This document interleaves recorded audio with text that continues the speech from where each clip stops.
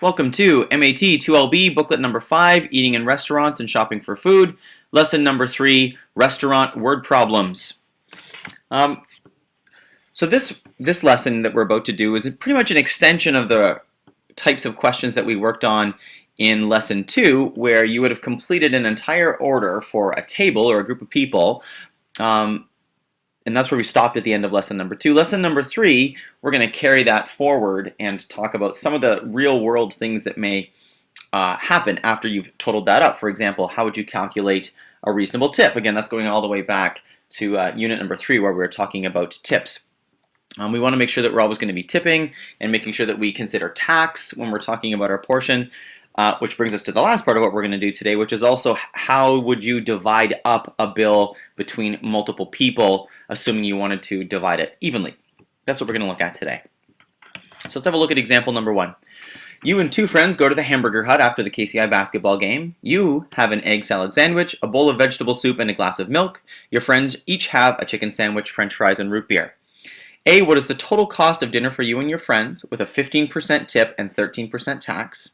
And we'll look at B later. So first things first, we're after the total cost of dinner with the tip and the tax included.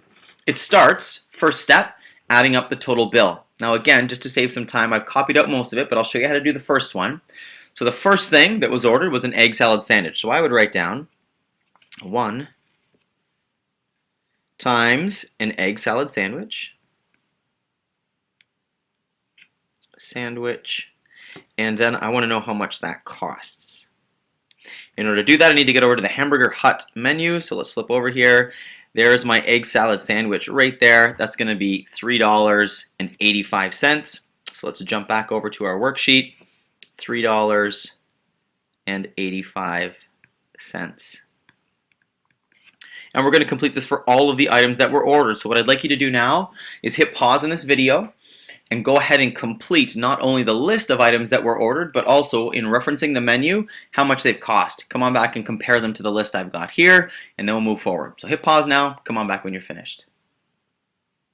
Alright, you're back. You've copied out not only the list of things that were ordered, but also how much each of those individual items costs. The next step is to come up with the total cost of the bill, which means considering not only how much each item what its price was, but also how many of them that we ordered. So we only ordered 1 egg salad sandwich, so that's actually just going to be $3.85. We also only ordered 1 vegetable soup, $1.35. And we also ordered only 1 glass of milk at $1.10. Now for your friends, each of them ordered a chicken sandwich to a total of 2 chicken sandwiches. So we're going to have 2 times $4.25, which gives us $8.50. Each of them ordered french fries, so that's 2 orders of $2.20, giving us $4.40. Again, I'm just typing these things into my calculator, and 2 root beers to finish it off. So 2 times $1.23 root beers gives us $2.46. So that's how we've tallied now what each item or group of items costs individually. Now we're going to add the whole thing together. So I'm just going to draw this little bracket thing around it, and the whole thing together is going to equal, so now I'll add it up, starting at the top, $3.85 plus $1.35 plus $1.10 plus $8.50 plus $4.40, and finally plus $2.46 gives us $21.66 for the meal. So that's just how much the food actually costs. If you'll recall, when we're talking about tax, we're talking about 13% of whatever the total bill is. So that's the thing that we're going to tackle next. That's step number 2. Calculate the tax based on the total bill. So for us, again, we're taking that percentage, that's 13, dividing it by 100 to give us that percentage as a decimal, which is 0.13, and we multiply it by whatever the cost of our meal was, in this case $21.66. So we take 0.13, multiply it by $21.66, and that gives us, we'll write it out here, $2 followed by 8158. Again, too many digits for money. We need to round to the nearest thousand, or a hundredth rather. That's what we're after. So let's get that on there. To find that place value, that's the 1. That's 2 place values to the right of the decimal. We look to the number after it to see how we're going to round that 1. In this case, a 5 tells us to round that 1 up to a 2. So we have $2.82. That's going to be our tax on the meal. Step number 3 is to then calculate the tip. And the tip, as it's set up above, was 15%. So we are going to write in the percentage of the tip, divide it by 100 to express that as a decimal, and we get 0.15. We're going to also multiply that by the original cost of the meal, which is $21.66, and we'll see how we do. So 0.15 times $21.66 gives us $3, followed by 2, 4, 9. Again, too many digits for money. We want to round to the nearest hundredth.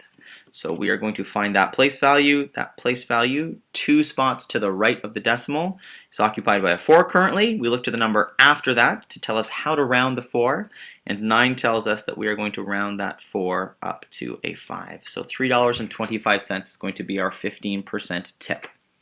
Step number 4, the last step in part A, is to find out the whole total, including the tip and the tax. We're just going to add it all together.